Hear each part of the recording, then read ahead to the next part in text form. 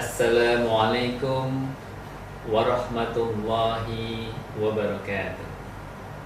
Bismillah, alhamdulillah, wasyukrulillah, wassalatu wassalamu ala rasulillah, la hawla wa la quwwata illa billah, amma ba'd. Berbahagia sekali pada kesempatan kali ini bisa bersilaturahim walaupun dalam dunia maya dengan hari sekalian. Mudah-mudahan kita semuanya senantiasa dalam kondisi sehat walafiat. Apa yang kita lakukan senantiasa mendapatkan ridho dari Allah Subhanahu wa taala. Hidup kita senantiasa dapat mencapai hasanah fid dunya wal akhirah. Baik, adik-adik sekalian rahimakumullah. Kesempatan kali ini kita akan membahas tentang ijtihad. Peranannya dalam menjadikan ajaran Islam relevan sepanjang masa. Kita mengenal namanya suatu kalimat yang sangat masyhur, Islam sholihun likulli zaman wa likulli makan. Islam senantiasa cocok, sesuai, relevan kapanpun dan dimanapun. Dan instrumen yang sangat penting dalam menjadikan itu adalah instrumen ijtihad. Kemampuan berijtihad merupakan salah satu ciri turunan dari intelektual muslim, intelektual yang bercirikan profetik, atau yang kita sebut sebelumnya dalam bahasa Al-Quran sebagai ulul albab, yakni mereka yang memiliki ketajaman, kedalaman dalam berpikir, dan kemudian senantiasa bisa mengintegrasikan dengan kekuatan fikih. Baik, adik-adik sekalian, presentasi kali ini kita akan bagi menjadi dua bagian besar, yakni terkait dengan kenapa pentingnya ijtihad, kenapa perlu ada, dan juga ijtihad yang bisa dilakukan sekarang adalah ijtihad saintifik. Nah, urgensi ijtihad yang paling pokok dan yang pertama adalah bahwa kita saat ini berada dalam dunia yang disebut dengan dunia global. Bisa dikatakan dunia adalah borderless world, dunia tanpa batas. Bahkan sering disebut juga sebagai global village. Nah, kenapa? Karena diantaranya adalah begitu spektakulernya perkembangan teknologi informasi, terutama adanya internet dan berbagai aplikasi-aplikasi pendukungnya, dan juga termasuk pengangkutan pesawat terbang. Walaupun sekarang ada masa pandemi, kita kemudian bisa terbang kemana-mana, ya, tapi tidak terbang secara fisik. Pada satu kesempatan kita bisa langsung terbang ke suatu tempat yang jauh dari tempat kita dengan aplikasi-aplikasi yang itu adalah dunia maya. Dari itu teknologi. Artinya driver faktornya adalah berkembang pesatnya teknologi dan teknologi pengangkutan. Dan itu berdampak kepada implikasi yang luar biasa. Karena kemudian perkembangan teknologi, apalagi kita memasuki revolusi industri 4.0, itu memunculkan berbagai persoalan dan juga tantangan sekaligus peluang. Karena bisa jadi banyak aplikasi, banyak transaksi, banyak praktik yang tidak ada pada masa lalu, kita dapat menemukan di masa-masa sekarang. Nah, padahal wahyu sudah tidak turun, Rasul sudah tidak bersama kita. Akan tetapi kehidupan terus berjalan dengan berbagai dinamikanya. Persoalan dalam kehidupan selalu muncul dengan format yang baru, dengan bentuk yang baru, dan itu semua dibutuhkan solusinya. Maka saat sekarang kita mengenal berbagai jenis transaksi yang kemudian sangat berbeda dengan masa lalu, dan itu semua membutuhkan solusi. Dan solusi instrumen yang utamanya adalah ijtihad. Kemudian yang kedua, perkembangan yang demikian pesat itu bahkan di masa mendatang mungkin bisa jadi akan semakin cepat. Bahwa sekarang dunia sedang berubah dengan kecepatan langkah yang belum pernah terjadi sebelumnya. Semua aspek kehidupan kita mengalami perubahan. Apalagi adanya pandemi juga menimbulkan berbagai persoalan, berbagai tuntutan yang itu kemudian membutuhkan solusi.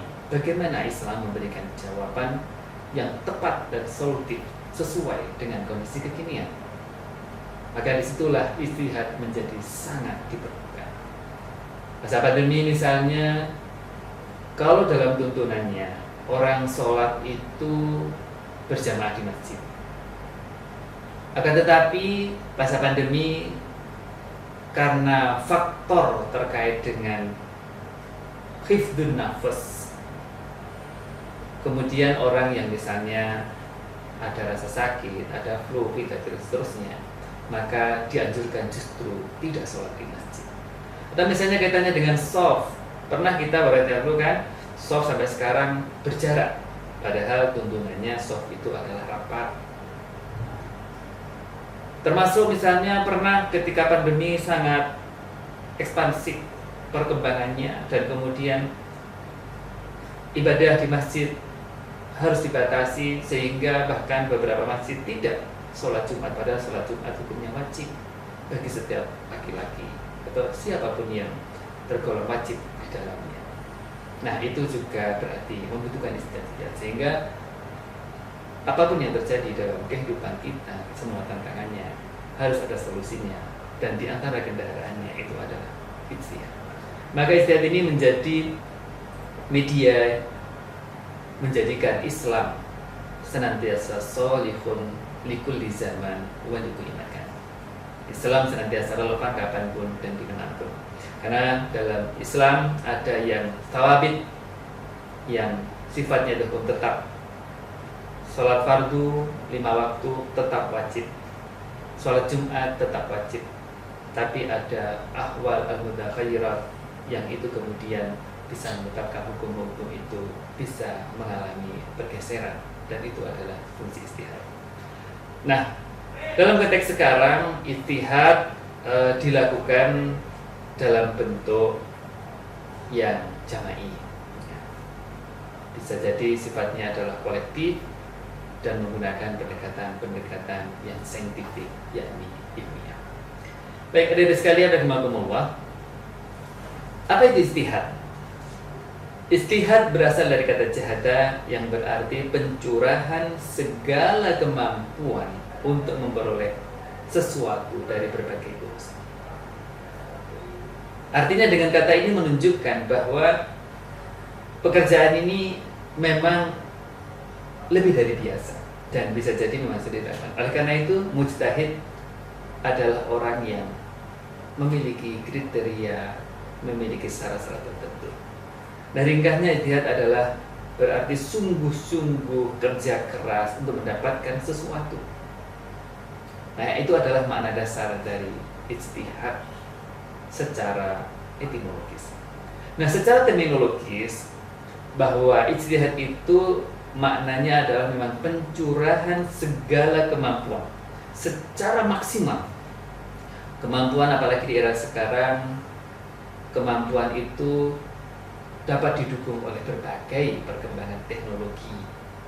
Jadi tidak hanya mengandalkan kemampuan kaitannya dengan kapasitas otak manusia, tapi juga dibantu dengan alat-alat teknologi yang membantu kemampuannya menjadi semakin meningkat. Untuk apa? Untuk memberikan suatu hukum syarak yang amali, yang praktik, melalui penggunaan sumber-sumber syarak yang diakui. Sehingga di sini terlihat bahwa dalam proses melakukan ijtihad itu ada upaya untuk melakukan penyelesaian suatu persoalan. Dan itu dilakukan dengan sungguh-sungguh. Bagaimana menemukan solusi hukum syarat yang praktikal kaitannya dengan tantangan tadi. Dan tentu sumbernya adalah sumber-sumber syarat yang diakui. Nah, kalau pakar usul fikih memaknai bahwa ijtihad adalah pengerahan segenap kesanggupan oleh seorang ahli fikih atau mujtahid. Orang yang memiliki kriteria, memiliki kapasitas untuk melakukan ijtihad dalam rangka apa? Untuk memperoleh pengetahuan tentang hukum syarat yang dalam rangka tentu adalah menjawab persoalan-persoalan yang dihadapi oleh individu maupun masyarakat.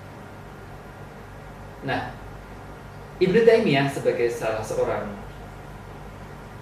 ulama yang sangat masyhur dalam dunia Islam menyebutkan bahwa ijtihad itu semata-mata tidak hanya di fikih, termasuk di dalam tasawuf dan lain-lain. Karena sebenarnya kaum sufi adalah juga mujtahid dalam masalah kepatuhan, masalah bagaimana mengimplementasikan kecintaan kepada Tuhan sebagaimana mujtahid lain.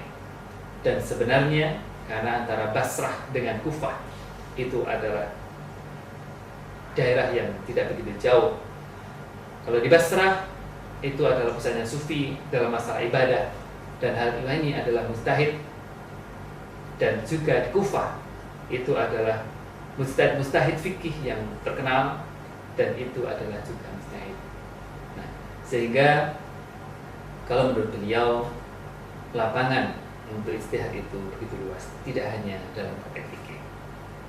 Al-Fazlur Rahman menyebut bahwa ijtihad refers to the striving of the jurist to the point of mental exhaustion to the principle and rules of law from evidence found in the secret text of source.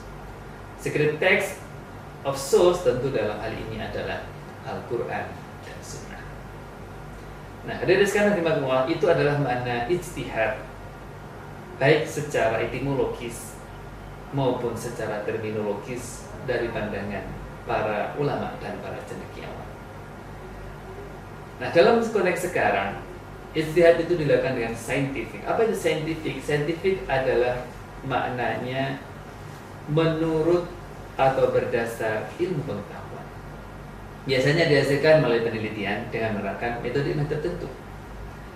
Dan itulah yang dilakukan dalam konteks sekarang. Misalnya ijtihad ketika MUI atau DSN MUI Dewan Syariah Nasional mendapatkan pertanyaan dari masyarakat atau dari lembaga tentang suatu hukum, maka di situ dilakukan pendekatan saintifik ilmiah untuk mengetahui apa hakikatnya, dan kemudian dilakukan ijtihad menentukan bagaimana hukumnya. Sehingga ijtihad saintifik itu maknanya. Jadi sebenarnya para ulama dahulu juga ijtihadnya secara saintifik, semuanya dengan pendekatan keilmuan. Akan tetapi memang ada perbedaan-perbedaan. Mungkin kalau dulu misalnya dilakukan secara individual karena memang kapasitasnya itu adalah mumpuni, tapi sekarang dilakukan secara. Jadi ijtihad saintifik dalam konteks sekarang adalah suatu upaya pencurahan segala kemampuan oleh seorang yang mempunyai kelayakan ilmiah atau sekelompok orang yang mempunyai kelayakan ilmiah dengan metode ilmiah tertentu untuk mendapatkan jawaban terhadap persoalan-persoalan kontemporer dengan bersumber kepada hukum yang diakui oleh syariat. Kenapa ijtihad saintifik itu diperlukan dan kenapa itu dinamakan demikian? Karena di era global seperti sekarang, ya, kemudahan-kemudahan itu begitu banyak, dan orang mungkin tidak mampu menguasai keilmuan secara komprehensif dalam bidang tertentu, maka dibutuhkan di sini kajian saintifik yang multi perspektif, melibatkan banyak orang, sehingga dengan berbagai teknologi itu memungkinkan untuk melakukan ijtihad secara saintifik. Dengan melakukan ijtihad saintifik ini, sarana berarti telah tersedia, terutama di era global ini, ya. Maka insya Allah problematika berbagai persoalan kontemporer, ya, baik dari transaksi, dari persoalan kehidupan manusia, baik secara lokal maupun internasional itu dapat diselesaikan, namun tetap dengan berpegang pada Al-Quran dan Sunnah. Dengan begitu, kalau itu dilakukan terus-menerus, maka Islam akan senantiasa menjadi sholihun likulli zaman wa likulli makan. Islam senantiasa relevan kapanpun dan di manapun. Dan itu adalah sebagai tujuan utama diturunkan ajaran Islam sebagai syariat terakhir yang berlaku hingga akhir zaman, yang pastinya tentu akan mampu menjawab semua tantangan zaman. Adik-adik sekalian rahimakumullah, bagaimana jejak ijtihad pada masa Rasulullah? Atau pertanyaan yang lebih mengemuka mungkin adalah, apakah sejak Rasulullah itu sudah ada ijtihad atau zaman sekarang saja? Nah, hal ini kita bisa melacak dari histori, dari sejarah, dan kita menemukan bahwa ijtihad itu memang ada sejak zaman Rasul dan berkembang pada para sahabat, tabi'in, dan hingga sekarang. Artinya ijtihad bukan barang baru, tapi ijtihad itu adalah suatu instrumen dalam ajaran Islam yang telah diajarkan oleh Rasulullah SAW. Hal itu dibuktikan dengan apa? Misalnya dalam hadis riwayat Bukhari Muslim, ketika Rasul bersabda dan dengar oleh Amr bin As bahwa idza ijtahadal hakim, ketika seorang hakim hendak menetapkan suatu hukum, kemudian dia beristihad dan kemudian ijtihadnya benar, fa aswaba falahu ajroni, maka dia akan mendapatkan 2 pahala. Kemudian kalau dia menetapkan hukum kemudian beristihad dan ternyata salah ijtihadnya, maka falahu ajrun wahid, maka baginya adalah pahala 1. Hadis ini secara tegas menyebutkan kata ijtihada, yang menunjukkan bahwa Rasul mengencourage, merangsang hakim dan juga orang untuk beristihad kalau benar. Tentu ini tidak sembarang orang ya, sebagaimana yang telah kita sebutkan tadi. Orang memiliki kapasitas, memiliki kemampuan, dan ini dibuktikan dengan dia adalah hakim yang punya keilmuan ya. Sehingga kalau dia beristihad dan benar mendapatkan 2 pahala, kalau keliru mendapatkan 1 pahala. Dan ini adalah terjadi di zaman Rasul. Fakta sejarah yang kedua, yang ini adalah pada suatu hadis Ad-Darimi, ya, riwayat Darimi, yang ini peristiwanya dengan sahabat yang namanya Umar bin Khattab. Suatu hari beliau datang kepada Rasul menyampaikan bahwa sudah terjadi perbuatan luar biasa. Apa itu? Mencium istri padahal sedang berpuasa. Kemudian Rasul bertanya kepada Umar, bagaimana pendapatmu kalau engkau berkumur dengan air sedangkan engkau berpuasa? Umar menjawab, menurutku itu tidak mengapa, tidak membatalkan puasa. Oh, kalau begitu teruskan puasa. Nah, ini menunjukkan apa? Rasul mendorong juga untuk sahabatnya beristihad. Jadi dimintai pendapat. Bagaimana pemikirannya? Batal apa tidak puasanya?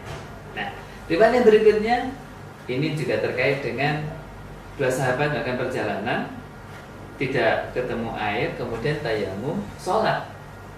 Salah satu di antaranya ketika kemudian waktunya belum habis ketemu air, salah satu di antaranya ulang sholatnya, yang satu enggak. Kemudian kedua-duanya menyampaikan kepada Rasulullah. Rasul membenarkan kedua pendapat mereka, bahkan mengatakan kepada yang tidak mengulangi, pendapatmu sesuai sunnah dan sholatmu sah.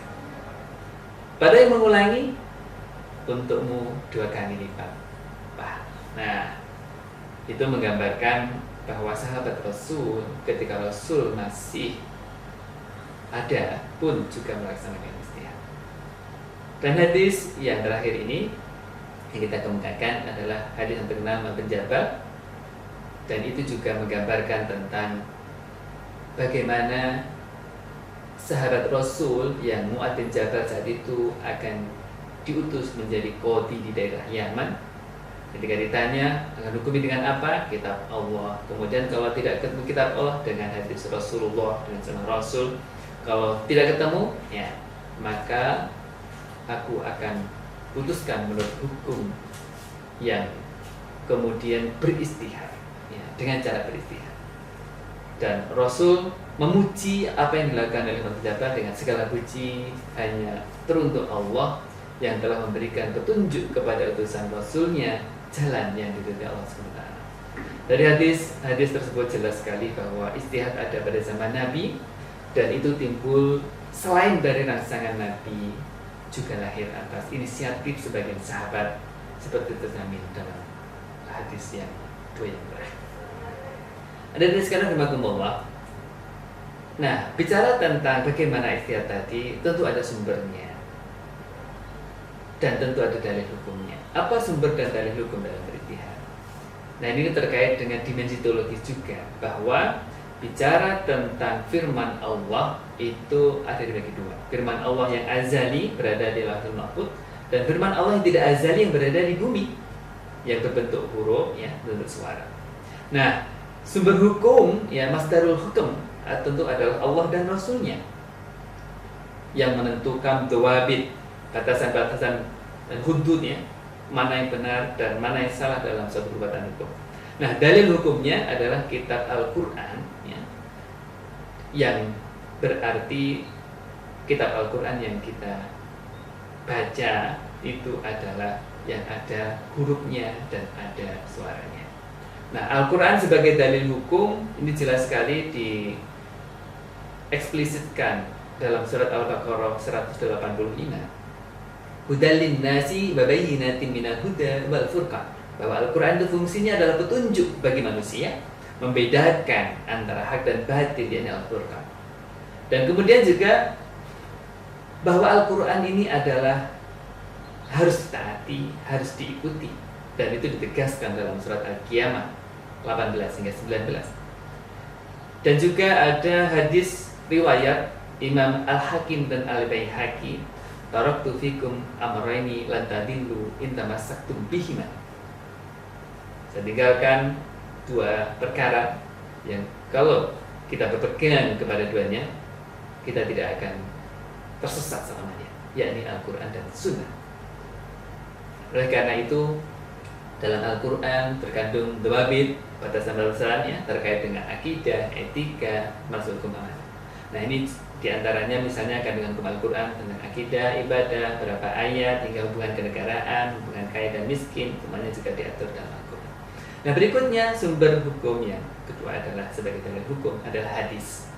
Al-hadis atau as-sunnah merupakan sumber kedua hukum Islam. Kedudukannya memperjelas dan menafsir terhadap ayat Al-Quran, dan kadang dalam beberapa kesempatan tertentu adalah berdiri sendiri. Nah, dalam Al-Quran terdapat perintah untuk ati'ullaha wa ati'ur rasul, taat pada Allah dan juga taat kepada Rasulullah SAW. Nah, juga terkait hadis tadi harus berpegang pada dua, yakni Al-Quran dan Sunnah. Nah, kualitas hadis juga bermacam-macam.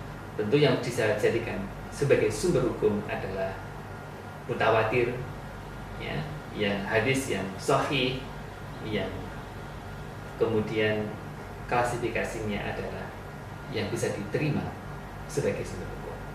Nah, kemudian ada dalil hukum yang ketiga, yang ini sebenarnya adalah bagian dari ijtihad, yang itu merupakan bentuknya ijma', yakni kesepakatan ulama. Ulama sepakat, ulama mujtahid. Jadi ini implementasi dari pelaksanaan ijtihad para ulama, dan ijtihad tadi disepakati oleh para ulama. Itulah yang disebut dengan ijma'.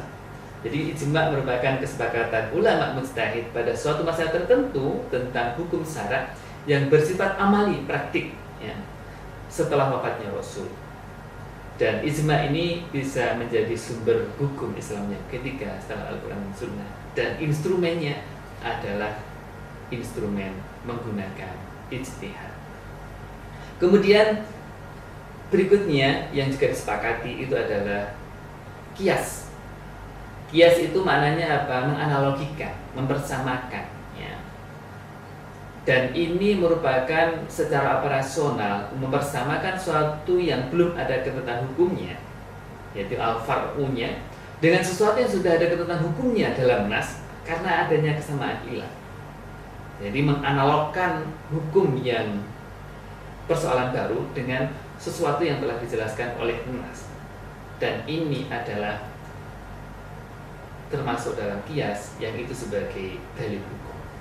Nah, 4 tadi adalah yang muttafaq, sumber hukum dalil yang disepakati, dan kemudian ada masih intermediate yang berikutnya yang ini ada perbedaan para ulama, ada yang menerima, ada yang tidak, yakni misalnya menggunakan istihsan, menggunakan maslahah mursalah, istishab, urf, qaul sahabat, syar'u man qablana, dan sabut dariyah. Dan itu semua adalah juga bisa menjadi dalil hukum. Adik-adik sekalian rahimakumullah. Nah, posisi teks dalam itu bagaimana? Nah, sumber hukum yang fundamental dalam hukum Islam itu tentu Al-Quran dan Sunnah. Al-Quran diwahyukan kepada Rasulullah Muhammad SAW sebagai Rasul yang terakhir, dan itu adalah syariat terakhir sekaligus. Sedangkan Sunnah merupakan penjelasnya.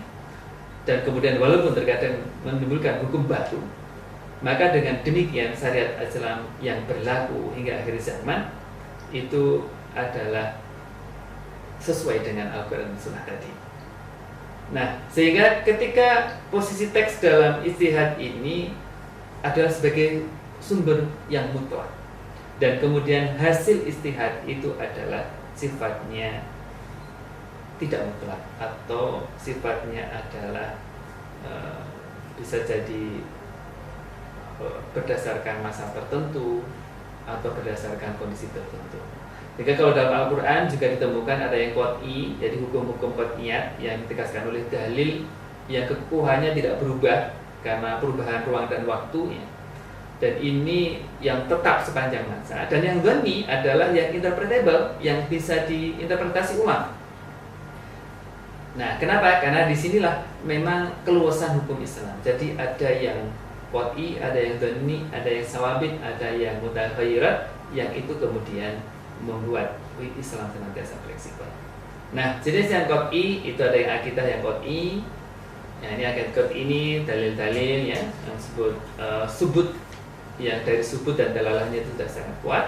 Dan kemudian ada hukum amaliyah qat'i, jadi misalnya salat 5 waktu, puasa Ramadan ya. Kemudian ada yang jenis qat'i itu adalah kaitan yang dapat dari teks ya, yang itu memang sangat kuat kaitannya dengan ketetapannya. Nah, secara fikih itu adalah yang dhani.